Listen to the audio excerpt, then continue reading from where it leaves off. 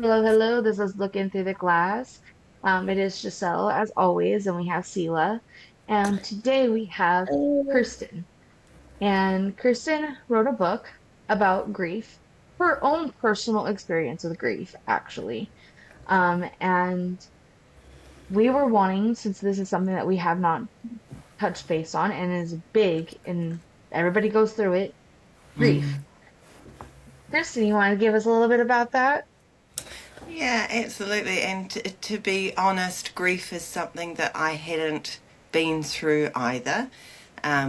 I think that sometimes if you haven't been in that space, you don't understand. And then when you go through that space, you end up feeling very isolated and alone because people don't understand unless they've been through it. But the other side, and I will introduce myself, sorry too, but the other No, you're side is great. You're great. that society sort of doesn't talk about it. We don't talk about those things that are a bit hard. So even when people go through it, they keep it to themselves and they hold on and they internalize. So almost 2 years ago, my daughter, who was 24 years old, died by suicide. She had struggled with mental health for a long time, so I haven't lost anyone close to me before. So it was the first sort of foray into it, You, which was a hard one. Why did she do that to me? and so I wrote the book basically because I didn't find anything that went into a raw space of what grief is, because I also felt like I was going quietly mad. So the book is really about what that grief felt like to me, what I went through, just the little things. It also goes into what's actually happening in your body, because grief isn't emotional. It's not just being sad. It's a whole rewiring of your brain and a whole host of facts that's happening in your it's body that you it's can't literally control. trauma. It's Yeah, yeah, literally it trauma, is another trauma. source Yeah, of trauma. yeah. Yes. And people talk about with grief that somehow you can control it, and you can't. I mean, if you Mm. No. try and control it, you're just going to go nuts anyway. So it was, so I felt that it was really important to talk about. Um, I love talking about Kalia. I love talking about grief and what is happening. So I feel that I can be the person to do it in a way. I'm not hiding away. And I often say that grief isn't actually the problem, silence is. So I will not be silent on it. Absolutely. I agree with you on Yes. that. I haven't, the closest person I've lost to me is my aunt, which was also Mm, like my best friend for many, mm, many years. I spent every day with her. Um, but nothing for like anything like a child or a parent or anything like that. And I know that we have listeners that have lost parents and mm, children. And to me, losing a parent, that's somebody that's so significant. Like mm. I don't think that we give it the significance that it deserves, because that's somebody that's been there your entire existence. Yeah, yeah. And so to me, I kind of put the two on the same level. That's just me. I don't know. Mm, I could be wrong mm, because I have not mm. experienced either one of those. So I could be just talking smoke out of my ass. So, No, but I don't think it's comparable in the fact that I think whenever you lose someone close to you, it's significant. I don't think it matters if it's a parent or a child or a pet. I don't think we give pet grieving enough sort of no, we ownership. absolutely do not. Yeah, I've got a 17-and-a-half-year-old dog, and it really scares me that he won't be here much longer. So I don't, I think that people sometimes think, oh, I've you've lost your aunt, which is, I'm sorry about that. It's a hard loss, and especially a best friend. And sometimes with me, people will say, oh, but I've lost this person, but you've lost your daughter. And I say, but you've lost this person. It's not, grief is grief, and relationship is relationship. Um, Hmm. and it's really difficult and personal, and love. It's complete love. And yeah, so um, I don't, yeah, I I think it's didn't a mean to hard one. interrupt you on, on that, but I just, Oh, I yeah, I didn't, didn't. no, no, no, I think Okay. it's really, really important. Yeah. Yeah. Okay. I like that you do that though, because a lot of people feel that when it comes to losing somebody, they don't want to say, my grief is different from yours, so we're gonna grieve differently no matter what. That's just how we are. But putting that title is where they're trying to say, oh, it's different, but it's not always different to somebody else. My dog, I had to put down, and I talk about her. I love her. She was an amazing dog. We She have all was the stories about literally her. a family dog. She went from one Yes. person Yeah. to the another person. She went from my son to my daughter to me, back to my Mhm. daughter. So it Mhm. was like she was literally the family. At one point Yeah. in time, she was owned by all of us because we were like, we can't take her back to the shelter. So We we And made got it to and keep work. and who do her you now. talk to when you're having a rough time? I know when Kalia died, it was my animals were my support system. So why Absolutely. do we, when they die, people just sort of say, "Oh, you're having the day off work." It's like, yeah, I can have a week off work if I need. I'm going to be talking about them and grieving them for a I long go time. Mhm. and Like, yeah, I go When and I talk put her to. down, I'm when I went sorry. and put her down, I took the time off of work. I took the day. I was like, and my brother did too, because he was just as destroyed over it Yeah, too. he was just as yeah. destroyed. But I'll go. I have my aunt's horse. I Mm, inherited one of my aunt's horses, and even they go through grieving. Like yeah. my youngest daughter was wearing my aunt's leather jacket and went outside. It didn't think about it because it had never been washed and it smelled like her. And I was just like for weeks afterwards, I was Mm, literally like, he just doesn't seem right. And he's an old man. So I'm mm, preparing, trying to make the best decisions. He's an old man.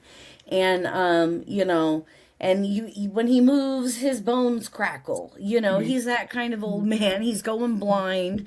So it's kind of like, I'm trying to make the best decisions for him, and I'm like, I just see him just kind of staring off into space when he's out in the yard grazing. And then we looked it up, and it was right after we had a deep freeze, and my daughter went out there in that leather jacket, and he was smelling her jacket, and it was, no, he's probably reminiscing about my aunt, because I I think, know he yeah. knows she died. I know he Yeah. knows.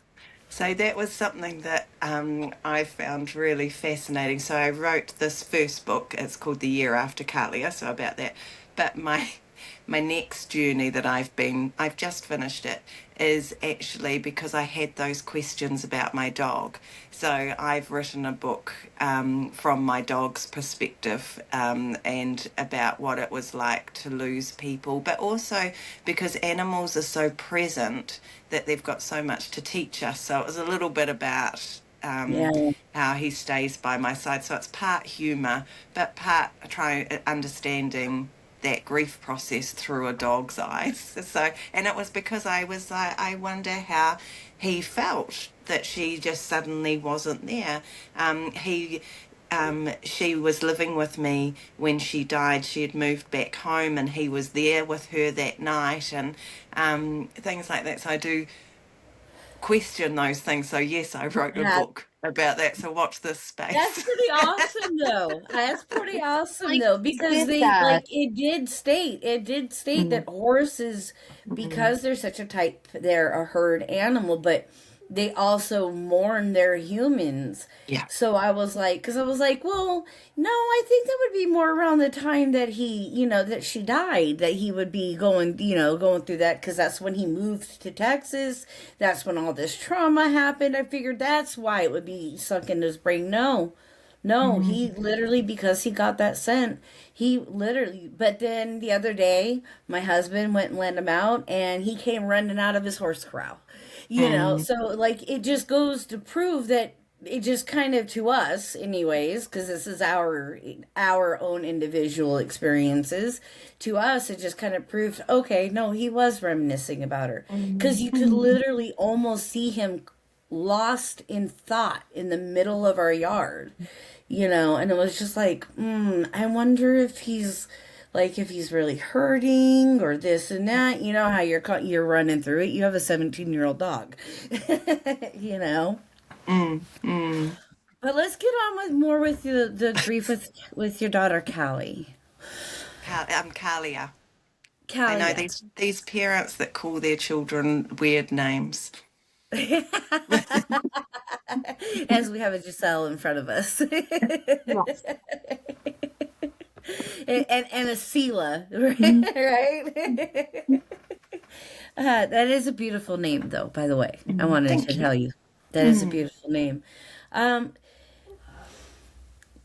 Can you walk us? I don't really like, I don't know what would be the right questions to ask, like, because there is such a stigma around it. Mhm. So, Mm. and that's Oh, something, not only, that our entire society, but me too. This is just what questions, like, what would be are the right you question to ask? yeah, are you meaning about suicide or about grief itself? About grief. About Yeah. grief. Because there's both. This Yeah, you do yeah. have both sides. We may Yeah. have to have you come on and talk about the suicide part. The things that rile me up or make me angry about grief, one is people think that you get over it. They want Hmm. you everyone, I think everyone, sorry, I shouldn't say everyone. It seems people get very uncomfortable when you're sad or unhappy or feeling some kind of depth. Especially if And it's for like an extended period of time or yeah, longer than what they anticipate. Yeah, yeah, absolutely. and I think it's not out of malice, but I think it makes them uncomfortable. So, um, if they want you to, want of a better word, get over it, but they say that, you'll get over it. Um, and that and that there's still that sort of perception that there's stages of grief and acceptance. And I actually had a conversation yesterday with another mother who had lost her child, and she said to me, I'm never going to accept that my child has died. And I said, yeah, I'm exactly the same, actually, because I'm not okay with it. I acknowledge that she's dead. It's not that I'm in denial. It's just acceptance is such a hard word, and we spoke about that surrender is a better word. Acceptance is sort of just that you're okay with it, A and black that or we're not. white type Yeah, thing. yeah. And Yeah. with grieving, I will, and I think I've upset people before by saying this, but I I will be grieving for the rest of my life. Kalia Yeah. and I were extremely close. She was a wonderful human being, and I miss her incredibly much, and I will never not miss her. And so I will grieve her. So there's no final stage of getting over it. And that's okay. It's not that I'm going to have an unhappy life. It's not that my life is not fulfilling in any way. Just grief walks alongside me. And that's Mhm. okay. So what I had to learn, which was something really important, was that I can feel sad and I can be happy, or I can miss her and I can feel joy. We're not black and white. It's not, and Mhm. I'm allowed to carry that feeling and be okay. So I sort of say in the book, it's a lot of my book is being there to sit in the wreckage, because people talk about, and this is what upsets me in growth and grief, is about how have you grown from this, or what purpose have you found. Well, I've found no purpose. I have found nothing from the grief other than I grieve my daughter. Certainly, I've changed my work, and I'm really working in the grief and the suicide space now. But that is not a growth, that is a reaction to something that I feel really passionate about for Kalia. So it's continuing the journey with Yeah. Kalia beside me. So it's not purpose and it's not growth. because I would turn the clock back in 2 seconds and not have this life to have Kalia back. So there's sort of things like that that are really hard with grief. And other people, when they're supporting, because it's so weird, we don't talk about grief and death, and yet all of us face death, one ourselves and people around us, and it is part of our life journey, but we're very afraid of it. So when we're afraid of death and someone is grieving, we don't know what to do. There Mm-hmm. is nothing to do.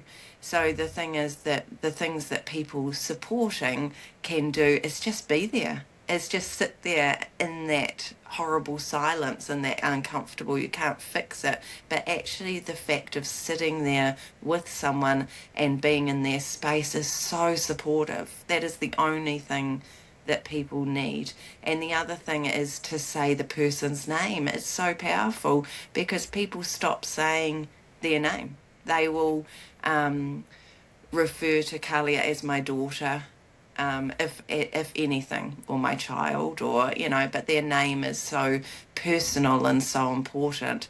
And the other thing that is people don't know what to say, and often they will say I'm sorry, and that is fine, but the thing is it's that closes it. Like if So you say to me redundant. I'm so sorry, I'll say, oh, it's okay. Like I don't know what Yeah, to say back, and it closes it down. Whereas if you yeah, say I'm so sorry, can you tell me about your person, or I'm so sorry, how are you really doing, like what do you do, open that conversation up is quite important too.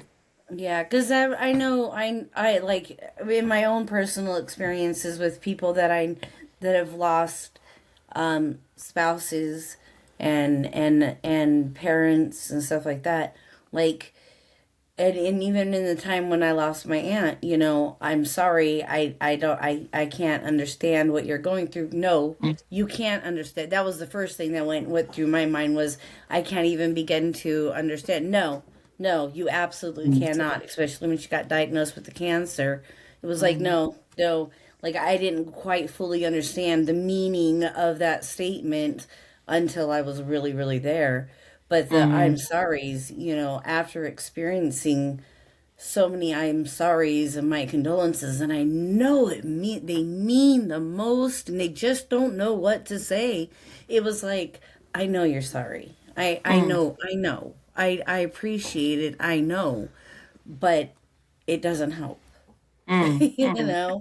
And we sort of, it's okay if you say though, if you say it, but just add another sentence on, because Mhm. we all say, and I even do it myself, like we, when we don't know what to say, we just go straight to a cliche. We go straight to what we Mhm. know, and A it's default. instinctual. It's just something that happens. So I'm I'm very cautious to say to people, it's okay to say these things, but don't stop there. Like when you think, Yeah. or just say, oh God, that was a stupid thing to say. Like, why did I say that? What I mean is, Mhm. like you can be real to it. I mean, the one thing that grief does is rips you right open. So you can apologize to a grieving person. You can say something. You're not going to hurt them. They're Mhm. hurting, excuse me, they're hurting enough at that time already. I did have, yeah, it is hard. I did have a mother reach out to me the other day, and she said something about one of the hardest things was that she had lost a child, and someone had said to her, oh, I can't remember what the saying was, but the effect was something like he picks only the best flowers. So it was a choice. God had chosen to pick her child and take her, back to heaven or whatever your belief is. But those things are they don't help anything. So if that ever comes out, it's like, yeah, okay, I don't mean that. Oh, one is that they're in a better place. You get that a lot. Well, no, Mhm. Carly is not in a better place. The place that she was best in was here with me. She may be in a better place, I don't know. But for my grieving, she is not in a better place because we Mhm. had a really good place here. Yeah. Yeah. So it doesn't help the grieving, those sort of platitudes. Yeah. I think it's Well, I think that alone. Go ahead. I think it's really difficult when it comes from somebody who hasn't, especially when it's somebody so close to you, such as your daughter, a partner, a parent.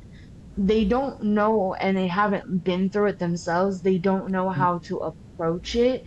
So it comes, and then like my mom said, there's a huge stigmatism around it where Mhm. it's going, okay, how do I approach this? I don't want to offend because sometimes when you're grieving, and you're not sensitive, but you're so high in your emotions because of everything. Sometimes you take something in the wrong way that's not meant, and they're going, I did not mean to say that in that way. I meant in this different way. And I've been through something like this from an outside perspective with a friend. Mm. You know, she lost her partner, and her whole world just up and blew up. And Mm. from being on the other side, I'm going, what do I do? And I didn't know what to do other than give, come stay with me. I'll help with the kids. Mm. I'll do what I can, because that's all I knew how to do, But instead that of, is perfect. That is the thing to do. That is the best thing you can do. And I completely agree. Like I said, I hadn't dealt with grief before, and I had met a new partner, and he had lost his partner before me died.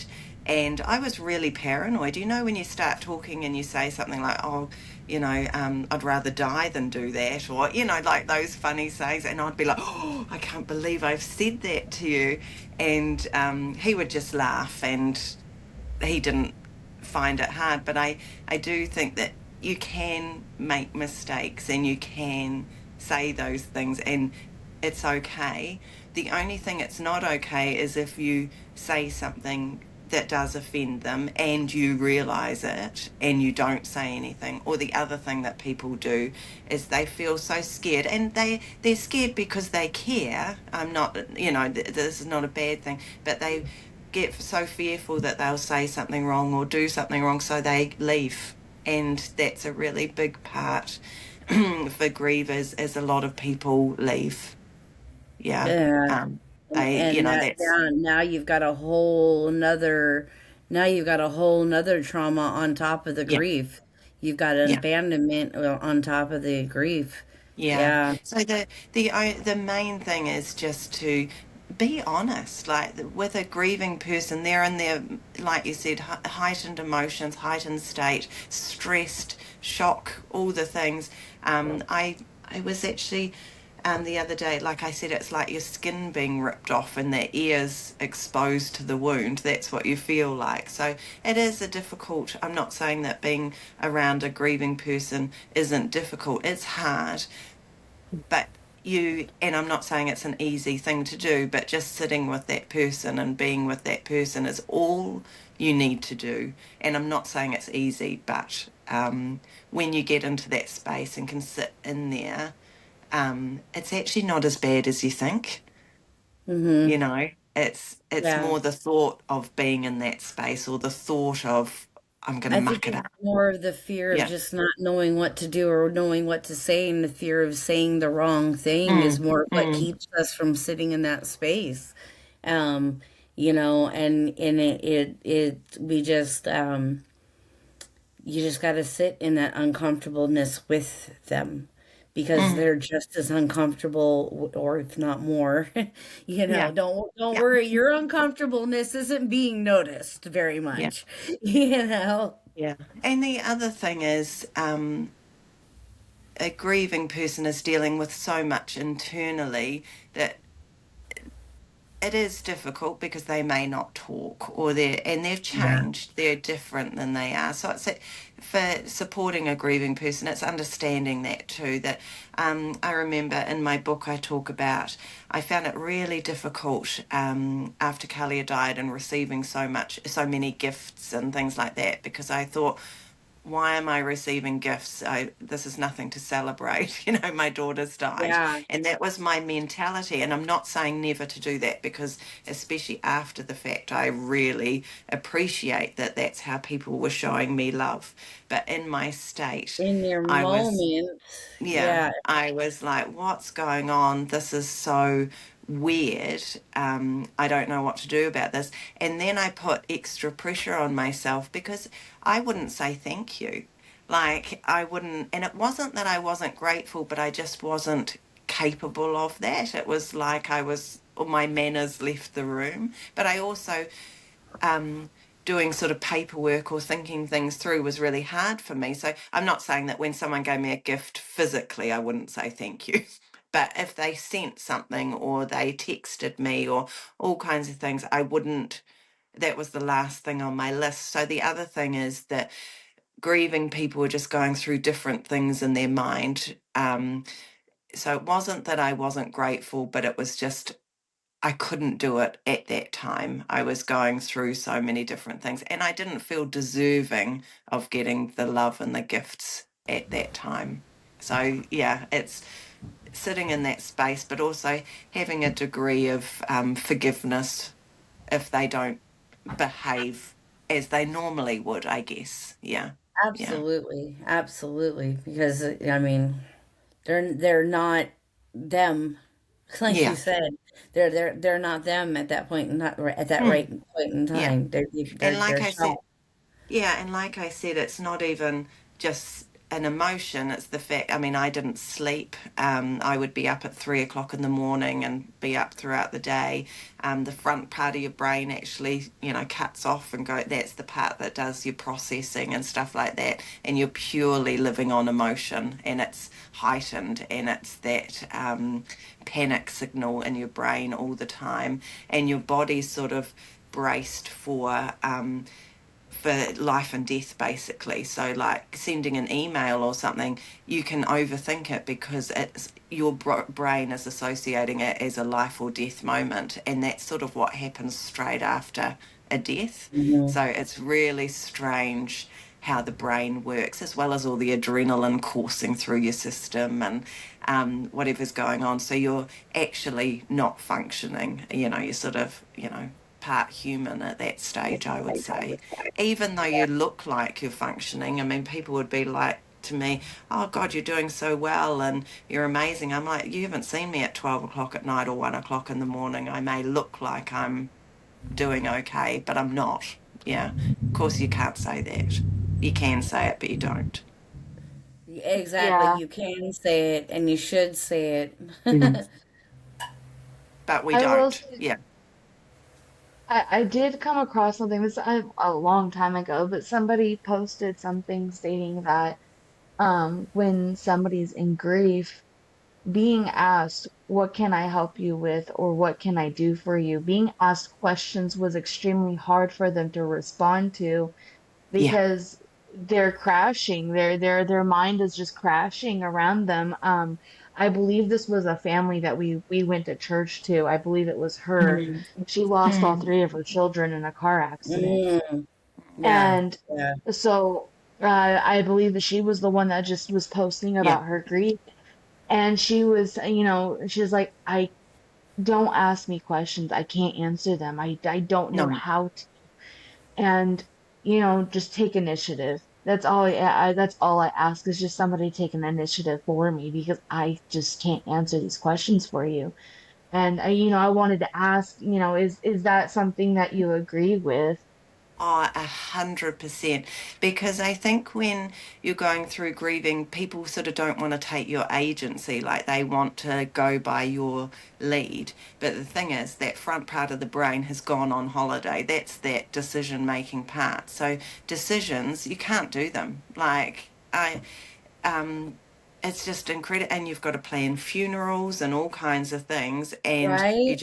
it's so hard. So the best thing is when people drop off a meal, nothing. Like, I mean, don't make a big deal about it, all those things. Like I said, I couldn't say thank you and things. I had people that would drop off the meal, didn't even know who it was, on the front doorstep. That was amazing because I've got a younger son who lived at home, so it let me be able to take care of him, which was so Mm-hmm. important. I had people come around and mow my lawn, without asking me, because I I find it really hard to ask for help. So not, and I think a lot of us do. A lot of us So do.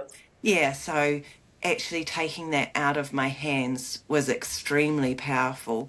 I remember, and because you don't know what to do. Like I went to work very soon after Kalia died, which was the biggest mistake I could have ever done. And it wasn't actually pressure from work or anything like that. I have an incredible um, workspace where they're very supportive. Most of my work colleagues came to Kalia's funeral, which was amazing.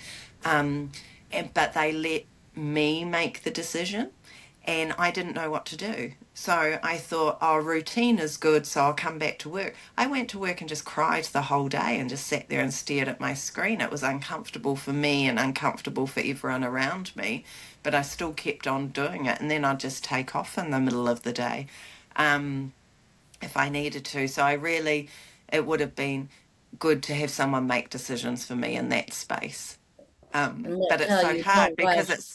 it's sort of against what we do. Like you don't, yeah, Mhm. I understand why people don't, because they don't want to take your sense of control or your sense of agency or your decisions, but in grieving, that's gone anyway.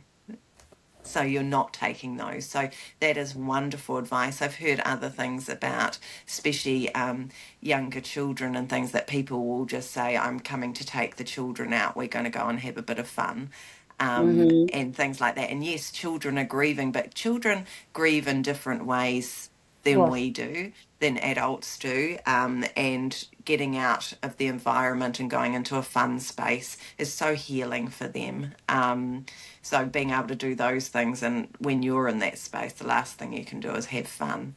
Um, I've had other ones where people give takeaway vouchers, and that they can order food and things like that. So yeah, that it's such a powerful way to support someone.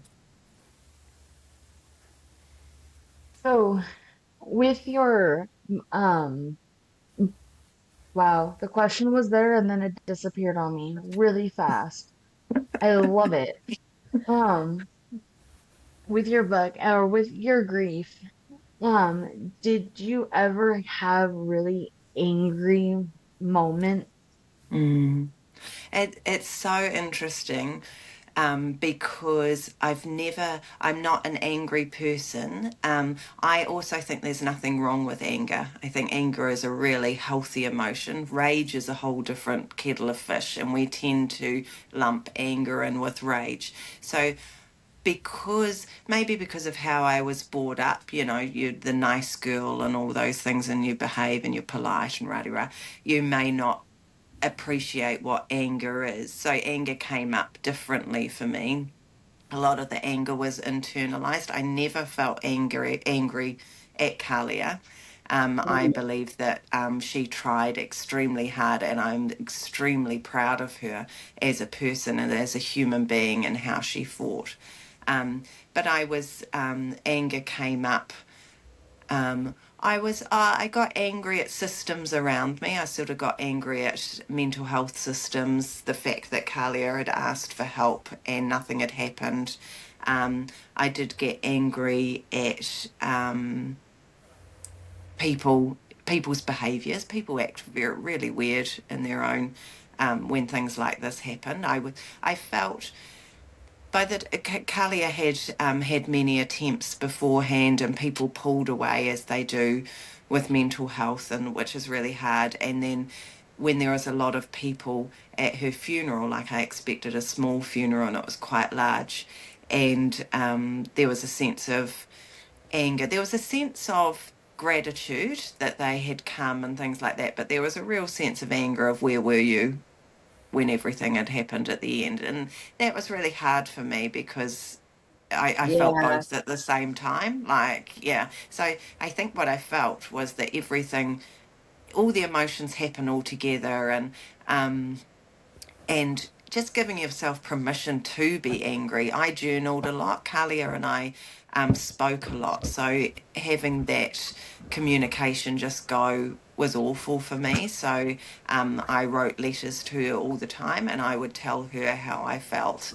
and tell her that I was angry, and but angry at myself too. You sort of put yourself on trial, like before she died, we didn't argue a lot, but before she died, we had a couple of arguments. Her mental health had gone down quite a bit, and I probably lost a bit of patience. And I felt angry at myself for that, for something so stupid.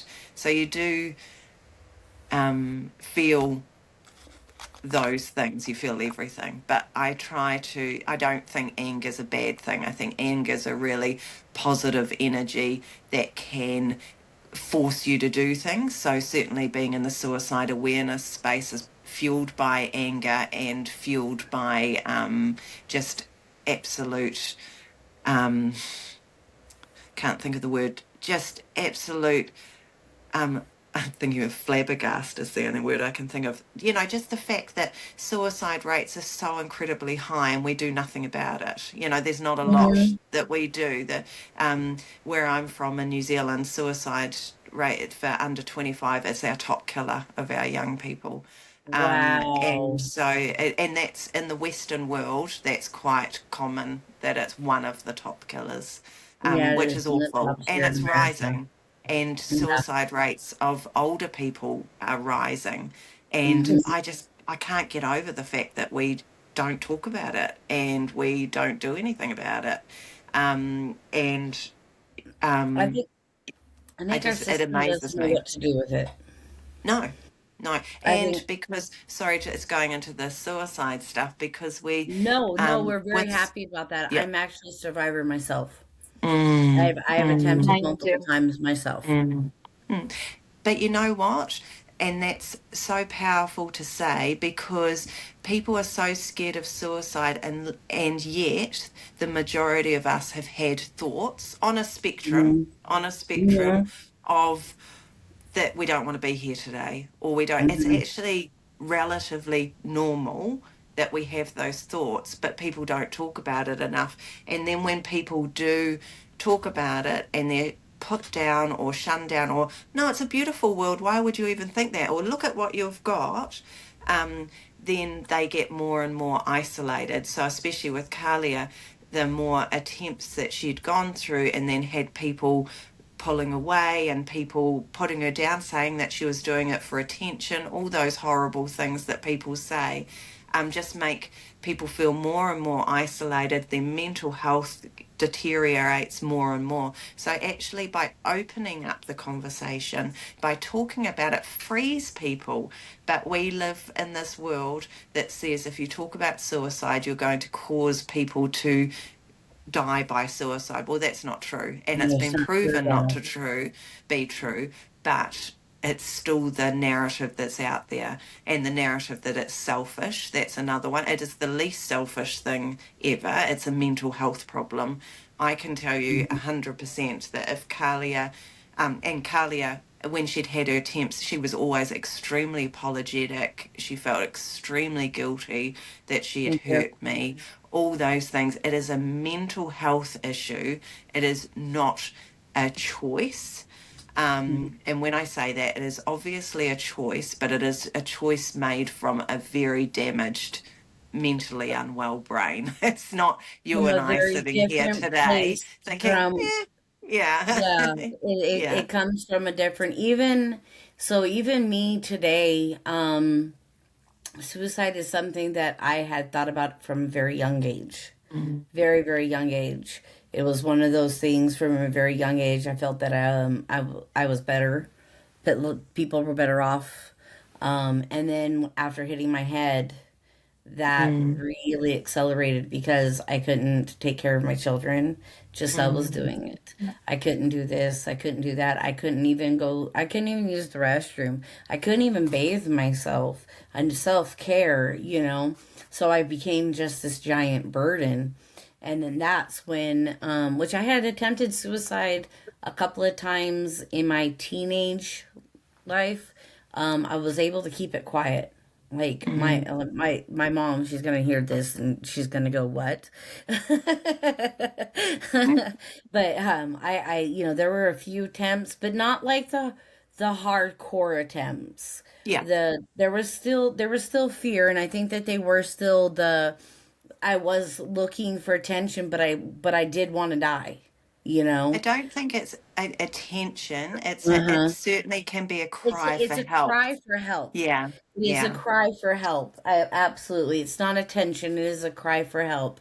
And so there was multiple that I had kept hidden, but when I hit my head and in the PTSD back like the those things, that's when I really would try to take attempts.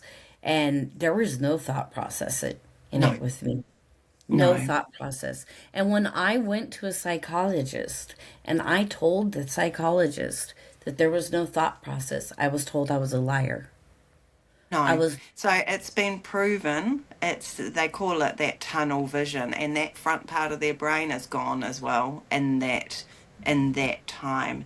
Yeah, and sorry to interrupt you because no, no, it's thank so you. powerful that people do get told that, and it's not true. It has been proven not to be true. That at that time, all it is Hmm. about is the pain, escaping the pain, and the only Hmm. way that they know how to escape the pain. And they can't, they're not thinking about anything else. It's gone. Yeah. And that's that the brain is actually clicked off. I Mm, went through it really hardcore after, especially when in my times where I was trying to quit using, when I was trying, because I was addicted to methamphetamines through all this mm, too. So, I really found that it was when I was trying to quit the methamphetamines, my brain would, and I would start having all these seizures and this and that. But yeah, no, I got told straight up. I was like, the psychiatrist went, that's impossible. You had to think about it. No. There was literally I went there was a bottle of pills I grabbed, I mm. opened and I Yeah. ugh with mouth. Yeah. Like I don't know how my husband by the pure miracle my husband Mm, was able to get to me and I didn't swallow one pill. But there was mm, no thought process. And no. I was always told that I lied about that I was making that up. And that No. was one of the things that really, really, really stuck out with me for the years, and it hindered. It Mm, absolutely hindered me getting the proper help that I yeah. needed. And I did see a podcast not long ago, and it broke my heart because it was a woman who had lost her son by suicide, and she was very upset, saying, why didn't he choose me? Why was my love not enough? It's Why?" not And that's it's what not made about me, that. I feel very lucky. I've never felt that way about Kalia because I know in her logical brain she never would have done this. We were extremely close and had an amazing relationship, and she also was very empathetic and would never want to hurt anyone. Hmm. So it's really important to me that people know it's not a choice. Their brain has stopped. They say it's a 20-minute window when the brain just gets overwhelmed and it completely stops. People can have suicidal thoughts, people can plan things, all those things, but the point that they get to when they actually do it, they say, is 20-minute window. Which is really Wow. interesting. Yeah. That So, is but it's very interesting to hear that now, that you're saying no, that absolutely that's exactly what happened with me. yeah. And at the point in time this guy was so smug about how I just was this and I was just that, or I was diagnosed with this and I was diagnosed with that. What I Mhm. was experiencing was I was depressed because my life had been torn away from me because I had seizures all of a sudden and I had a Mm. massive head injury that I didn't even know what reality was. Yes. You Yeah. know, Yeah. like that's what I was experiencing, dude. You know, Mm. and at that point in time, it very well could have been just that part of my brain going up. I'm shutting off because of the head injury Yeah. itself, let Yeah. alone the different medications that they've had put me on. Yeah. Because they were totally just going way off on base. But sorry, not to get off base on all that No, stuff. I think that that's really important to talk about because when we talk about suicide rates increasing, we've got to understand that the world is quite a hard place to live in, and by ignoring that fact, by saying to young people, "No, it's not. It's great." There are wonderful parts, as we know, about life, but actually, there's some realities that are really hard, and Sometimes having we have to accidents and all learn. those things are really hard. Medication, being depressed, anxiety, we're all overwhelmed. Just with the speed of the world and stuff like that, that it is a hard Electronics. world. COVID was a huge impact for so many people, and people are still feeling the effects of that.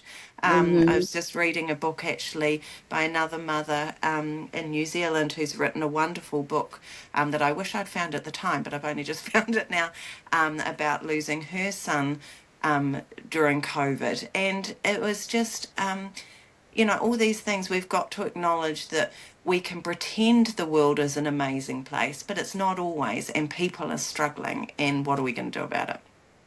Big question. Don't know the answer to that, but sometimes just acknowledging Just that. And I acknowledging think, that, yeah. yeah, that you had a horrific thing that happened to you, so many things going on. You're human. You have feelings. Feelings and emotions are okay, and you need to be able to express them and to be yourself. I think that we suppress so much, and that's part of the problem. Yeah. Absolutely. Yes. The suppression, and then people not wanting to recognize, oh, it's just the mental health is just a choice. In a lot No. of cases, it really isn't. Some of us are so injured inside of there, and we came here injured. You know Mm. what I Mm. mean? It, it's Yeah. it's not necessarily something that was done to us or something, but some of us just kind of came here a little Mhm. different than the others. And Yeah. recognizing that is so important, and not labeling it as bipolar, not labeling it as manic depressant, not labeling it as this, because that was Yeah. where it I really agree. hit Yeah. me. It really hit me And with and being labeled as so much yeah. when it was I was experiencing hell in my own body, in my own mind. The dark trap that I was in, it was literal hell, And and to label the that labels as, are, yeah, and the labels are so hard because some people, Kalia had a label. Oh, sorry, Sheila's still speaking. I can't hear her. no, no, no, you're still good. Oh, sorry, I could still see you speaking. Sorry. Um, Kalia was labelled not she. It was suspected she had something other than depression and anxiety, and she felt a bit of freedom from that. I was the other way. I didn't. I don't like a label at all. I think it can put you inside a box. I think Yeah. that it can people identify you with that. And once you've had a label, it's very hard to get rid of the label. However, I think that in her case, it gave her freedom because she could think, oh, okay, this might answer why I'm feeling this way, or this might be why I feel that. But it's different. I don't, people take it differently, but I 100% agree with you. Labeling, I don't think For me actually with the helps label, anyone. it was like, you're putting me inside of a box. I am me and I'm experiencing what I am experiencing. Yeah, maybe similar to other people's, but my experience is mine, and you're putting me into this box. Also, it was, you just put a ceiling on me. You just Yeah. put a ceiling over Yeah. me. And how dare you put a ceiling over me? Because I, thank God, and and through my family and support and everything have been able to break through all those ceilings. I'm not on any Mm. medications any longer. I've taken myself off of all of those things, Wow. but Mm. I couldn't do it. It wasn't the doctors. It was my No. family. Yeah. It was, and let me put the label out there, you guys. This is my own personal experiences. This is our own personal Mm. experiences, and I'm not saying that you should not include your doctor into things. I'm just Mm. stating that it was, that's how it was for me. It was a box, and Mm. getting off of those medications, getting off of the bipolar medication. The bipolar medication made me a billion times worse. Mm. It was Mm. so horrible for me. I think Mm. that was the biggest and the most wrong diagnosis that they could have given me was bipolar. Yeah. Yeah. Bipolar. But I Chris, agree with you though. It's individual for everyone. I think that that community is so important, and the doctor can be part of that community, and that's fine. But it is about what's right for you. I'm not pro nor against medication. I mhm, tried antidepressants after Kalia died, but again, it was the worst thing for me. It didn't do anything bad. I just went numb, and I didn't want to be numb. I wanted to feel. It was good for me because I made a choice that because the feelings got too overwhelming, so I yeah, tried the antidepressants. Then I went on the antidepressants and I felt numb, and for me that was worse. So I hmm, was like, okay, I'm going off the antidepressants. I'm going to feel it, but I felt in control, and that was my choice. So that was really powerful for me. So I do think that making your own choices is so important as well. And whether you want to medicate or not medicate, completely up to you, but it is individual. Yeah. yeah, absolutely, very important. So, can you tell us, because I know that there are our listeners out there, and this is also part of the reason why we want you on the podcast, not because you are an amazing guest, by the way, Oh, but thanks. also your book, where they can find it. Yeah, so my book actually came out on this week, so that's exciting. And it's Woo! available everywhere, really, online. It's available through audiobook as well, which I narrate. Yeah, get to listen to my voice a lot more, as I well love as it on. because you have an amazing accent, so I can listen to it all day. So it's available on by paperback or Kindle, and audiobook as well. So just like Barnes and Noble and Amazon, all the places.